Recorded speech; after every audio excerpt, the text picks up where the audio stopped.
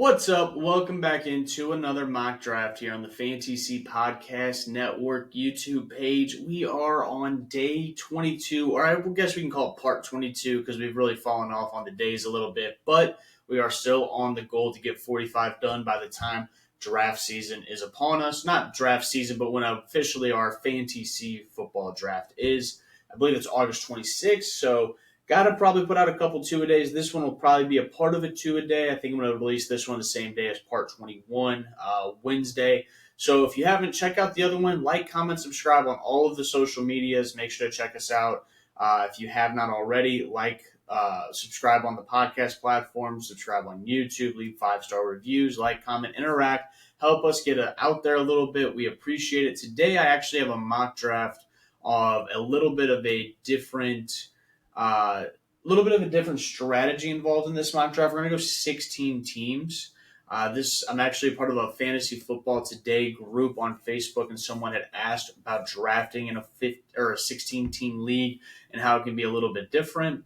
So this is going to be probably a little longer than usual. I'm probably going to have to think through a couple of picks a little bit longer just because I don't play in any 16-team leagues, but this is specifically to maybe help out that guy and with a little bit of the draft strategy there. So roster-wise, we got 1 quarterback, 2 running back, 2 wide receiver, tight end, 2 flex, 5 bench. So it's going to be a rather deep draft.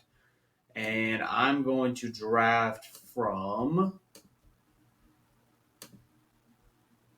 the 7th spot. I don't mind that at all. I'm going to get – my goal in this kind of a draft would be Travis Kelce falling to me at 7. And I get immediately probably the best positional advantage I can get in a 16-team league, which I think is the way that you have to play this when you're looking at 16-team leagues. Let's see.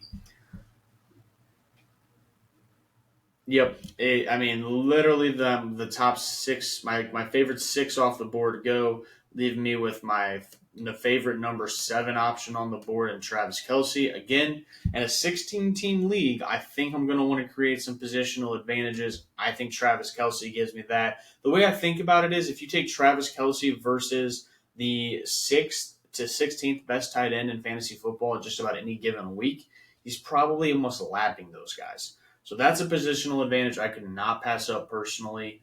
If you're a little bit later in the draft, I don't mind going to Mahomes or Allen early again, because by the time it gets back around to you multiple times, there's going to be a lot of guys off the board. So same thing here with this pick. I want people that could potentially give me advantages at a position. I don't have a clear number 1 wide receiver that fell to me. I don't necessarily have a clear number 1 running back that fell to me. I don't want to go quarterback yet because I'll probably just get quarterback in the 3rd round. It's between Ramondre and Breece Hall, but in drafts, if I was drafting right now, I think that the thought of Dalvin Cook signing is still way too strong for me to take Breece Hall this early in a draft. So I'm going to go Ramondre Stevenson. If you prefer Breece Hall over Ramondre, I totally get it. I wouldn't be necessarily opposed to it. I want to know where Dalvin Cook's at before I draft Breece Hall in any league. Okay, so now we're on the longer side of our wait. We got back around. We have still some good players. By the time we're getting back around for our 4th round pick, we're going to start – it's already going to be in the spot where you're having to start taking some shots on some guys. There's 2 running backs I'm looking at. Jahmyr Gibbs, who may have an opportunity to break out in Detroit. Obviously, I had that video come out, I think, either yesterday or Sunday, where he blew past the whatever team's defender, I forgot. And then you got Joe Mixon, who I personally really like, who I think has a lot of upside just on opportunity alone, obviously in a good offense. Wide receiver, I'm not taking Debo. I would consider Calvin or Ridley if I wanted to go more balanced, but I think at this point, the way that I draft, I would go Joe Mixon. And Jahmyr Gibbs may be the one I kick myself on at the end of the season. I just think that there may be an opportunity that he's just sharing time with David Montgomery too much for him to be valuable week in and week out. There's no one in Cincinnati even threatening Joe Mixon for opportunity there. So I love Joe Mixon in that situation. So this is what's tough, and this is what I thought might freaking happen is I get back around and I love the wide. I would take Cam Akers, I would take Madison, I'd take James Conner. A lot of running backs here I'd be happy with. Not as many wide receivers. All the elite quarterbacks are off the board. So, all right, let's see.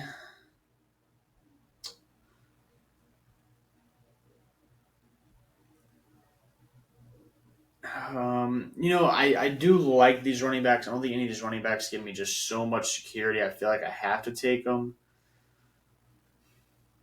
But Cam Akers is really staring me in the face, man. We've seen the ACLs. It takes 2 years for players to come back. Once they come back, they really break out.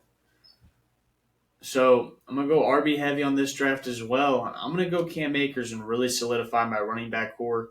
It's a risky pick with Cam. Yeah, I drafted him last year and he really bit me in the ass. Hopefully, it's not the case this year.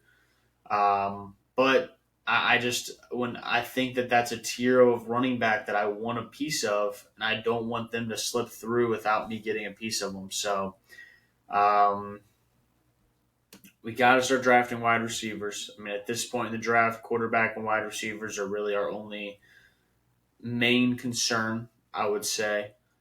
Um, when I'm looking at who could potentially be a wide receiver one on my team, there's only one name that sticks out, and he concerns the hell out of me with his quarterback situation.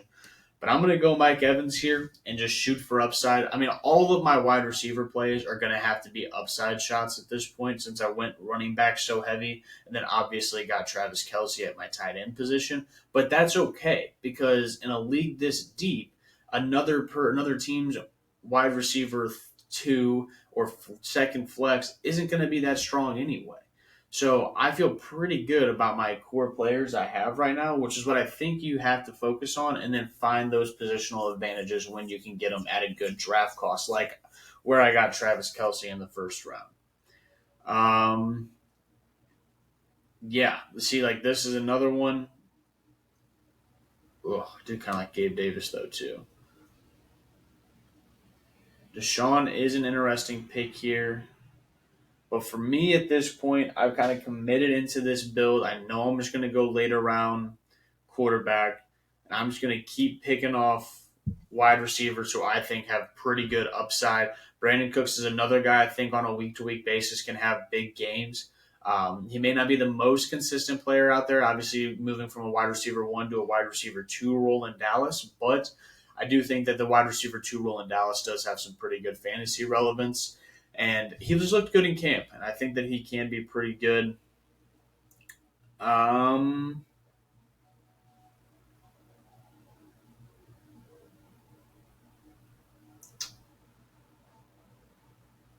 all right, Mike Evans, Brandon Cooks. I don't mind Zay Flowers, but I'm a little concerned about him. Don't mind Juju, a little concerned about him. Jameson, I don't want to have to hold for 6 weeks, especially in this deep of a league, you can draft Jameson Williams if you think he's special and hold him because there's going to be plenty of other play. Like the rosters are going to be so deep, there's not going to be anyone you want to drop for him.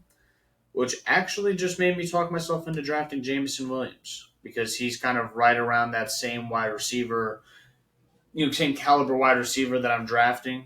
Could be a number two on a team with potential breakout opportunity.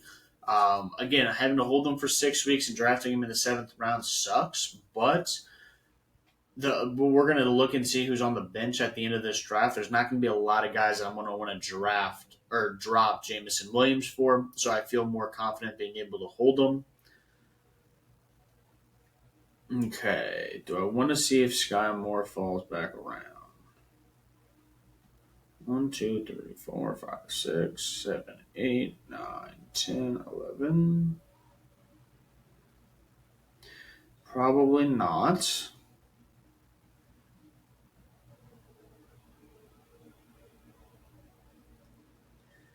I hate doing it, man. I hate doing it. I hate doing it. I wish Gino would have fallen because I'd be so much more happy with Gino. I'm not drafting Daniel Jones. I'm not doing it because I don't want Daniel Jones to be my weekly starting quarterback. And if you draft him, you're basically committing to that unless waivers someone on waivers ends up sticking out as a better option for you.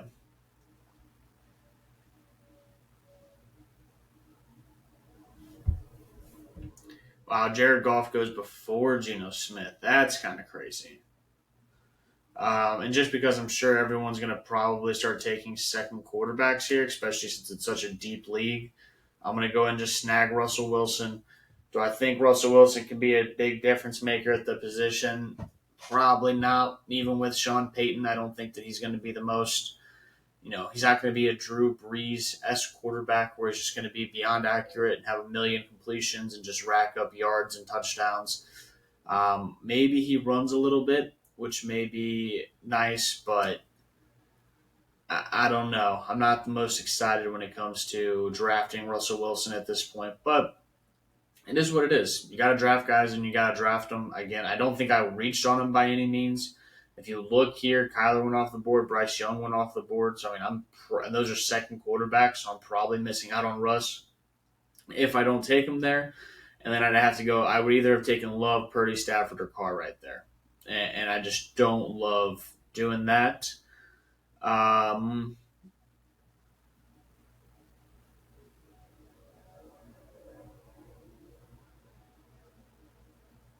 yeah, give me Van Jefferson here late in this draft. Now I can maybe start looking at drafting a later round running back. Now that I've kind of established a group of wide receivers who may have some breakouts in there. Um, a 16 team league, man. Like it is just tough to feel very good about the team you're drafting. Hunter Renfro, you got Kareem Hunt, which I'm actually going to go ahead and just swoop that right now because his ADP, if he's in Indianapolis, probably isn't going to be this far down. Um, I'm kind of curious. I wonder if Indianapolis is we just want to running another running back because of the injuries, or we need someone who's a little bit better than just your off the street running back because we don't know if Jonathan Taylor's playing football for us this year. I don't. Either way, I think it's dumb. I don't think you should miss playing football if you're an NFL player. I don't think that's ever good for you. But at the same time, uh, things in Indianapolis just don't seem like they are going very well. Yeah, not drafting a backup tight end, not drafting one of those bad backup quarterbacks.